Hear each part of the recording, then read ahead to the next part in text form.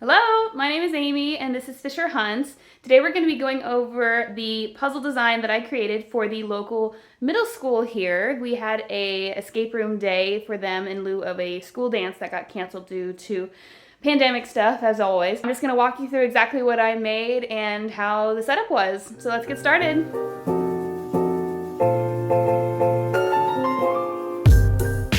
I started with how I would set it up. I wrote down exactly what I was supposed to be doing, the theme, and prop ideas. So this was going to be a 20-minute room because we were doing about 100 kids with 10 different rotations of them, and so we weren't going to have all day to do that. So we made them a 20-minute room with a 10-minute setup in between, so 30-minute shifts.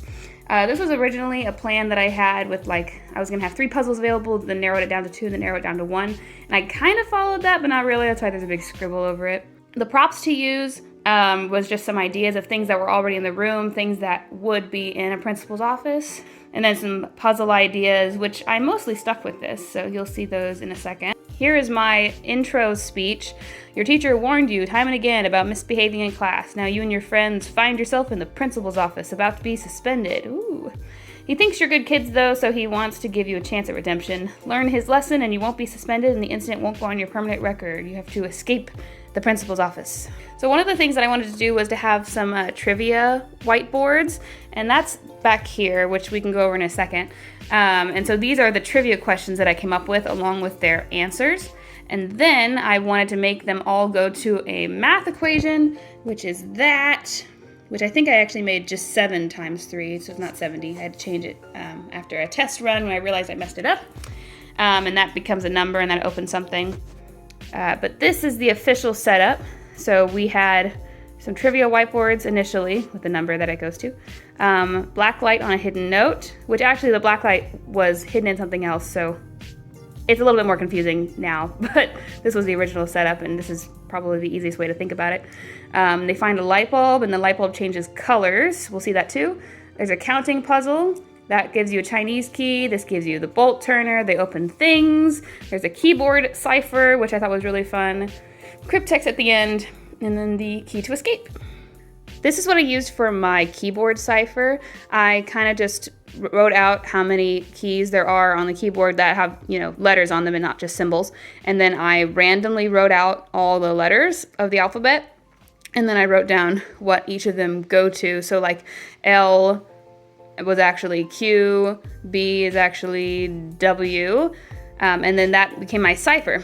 This is the riddle that it shows, and so this was me ciphering the cipher so that I could create the clue for it.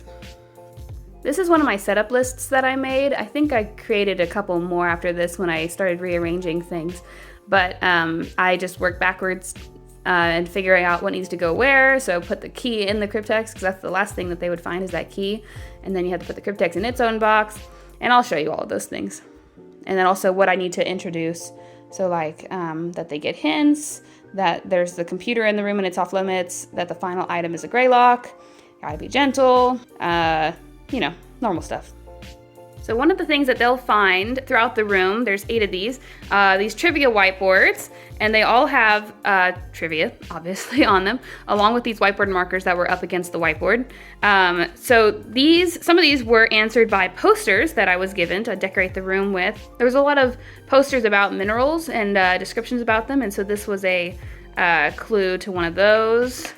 There was also a shell puzzle. I taped a word onto the projector screen, so they had to pull down the projector screen to go find that. That was pretty fun. Another mineral. This is just the school, and we have to figure out what the mascot is. Everyone should have known that. Got a word scramble. This one came out to the word study. I had some college flags in the room, and the question is which one is based in Winfield, Kansas. And so one of the flags actually said based in Winfield, Kansas. So they just had to write down that college. And then secretary, everyone knows the secretary, and so they just needed to know her last name, which was only 3 letters. So hopefully that wasn't too hard. You probably noticed that these all have numbers on them, and the idea is that you put all these numbers in order, and that is what spells out 7 times 300 plus 24. And that became a number lock. which was really fun.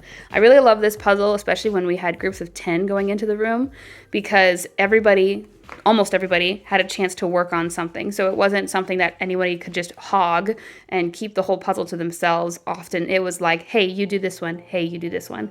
And it worked out really well. We also had this counting puzzle in the room.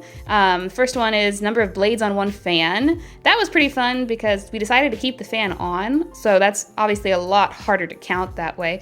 The number ended up just being 5. So the fan puzzle wasn't that hard, but it was a little bit of a struggle for them to figure out exactly how many blades were on it because it was still spinning. We also had a number of pumpkins in the room, and so I had brought some of my little pumpkins, also some other decorations that my mother-in-law let me use. And the most fun part of that was that there's also that pumpkin, which threw off a lot of players because they thought there was just 6, and then I had to tell them flip over their card and be like, oh, 7 pumpkins. And then the number of used flags in the room, which was 1, and that went and opened the briefcase over there. Another thing they found right away was this blue piece of paper, which, as far as we can tell, has nothing written on it. Some of the kids who had played my escape rooms before immediately knew what this was going to be, and they immediately started asking for a black light, so we will see that in a second. The last thing that's really helpful to them in this room is this light bulb, which is really unique because I can set it to have a color pattern, and that becomes a directional lock. There was actually something else in the room, but I tore it apart when the room ended just because it was taped underneath the desk. And someone had to lay underneath the desk and talk to the people looking at the light bulb saying, red, oh, red's up. And then someone else would put it in this directional lock. So that was a lot of cool teamwork. So let's see what that looks like. This is a canister that was in the room, and it's just plugged into the wall. And it's really, really simple. So that's why I like using it for this. You gotta put the light in there and screw it in. Most of the time I just left it on so it would immediately start playing, but whoops. Wow, that's bright. Okay. But it's red, green, red, yellow, blue, green, and it turns off. But yeah, so that's how that goes, and it goes with, and it just repeats itself.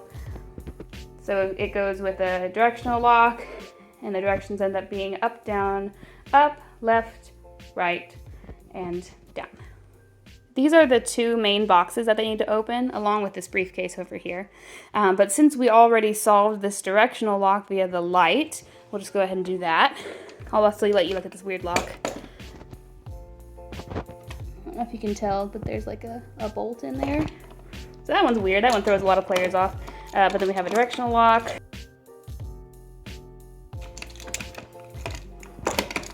Okay, but we're not done. So what else can we open? When they figure out the trivia thing, they will know the number code to this, which is 2, 1, oops, 2, 4, and it just opens on up.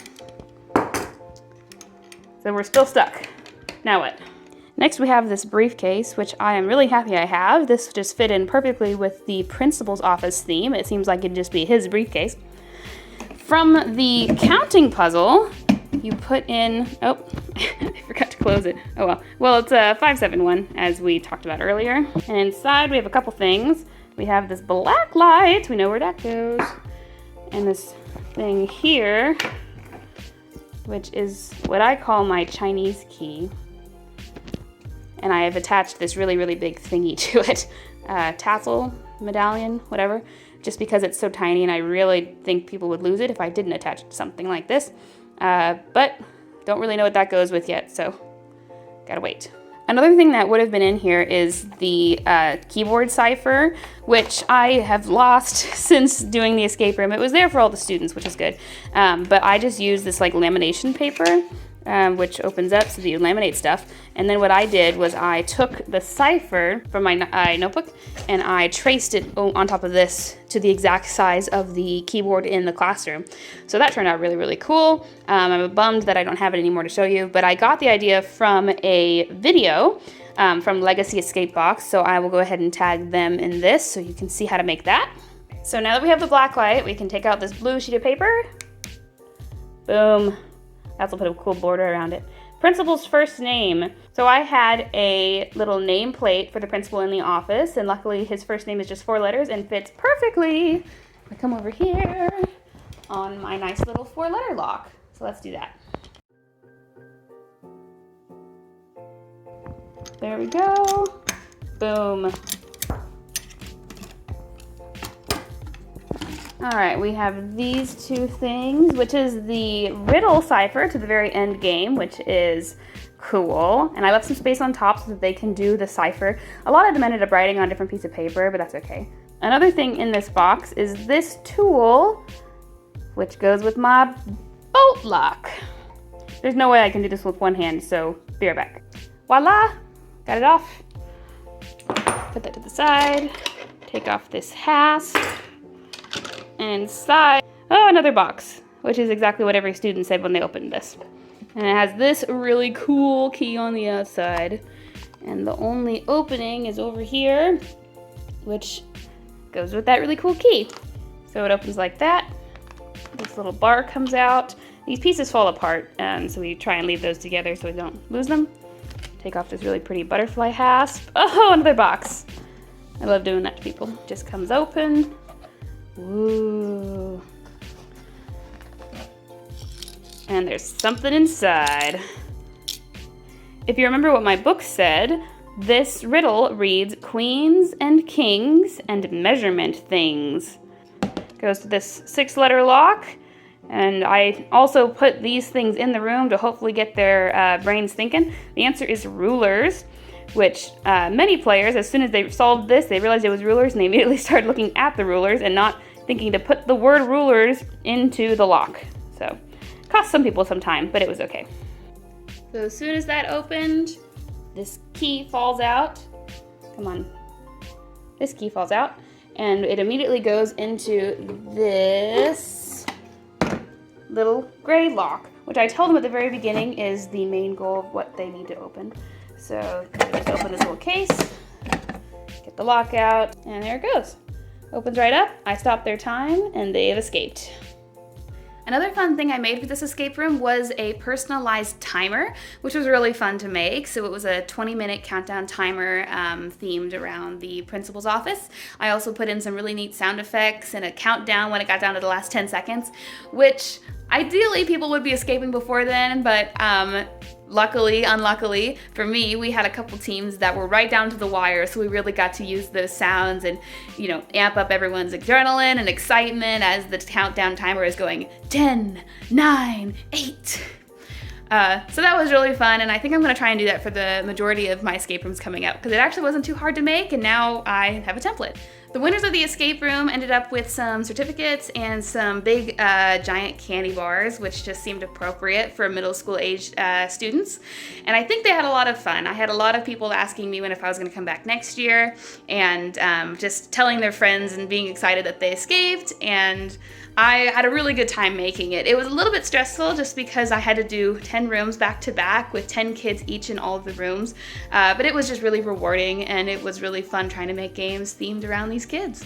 Thank you guys for watching. Don't forget to like, comment, and subscribe for more escape room content. Love you guys. Bye!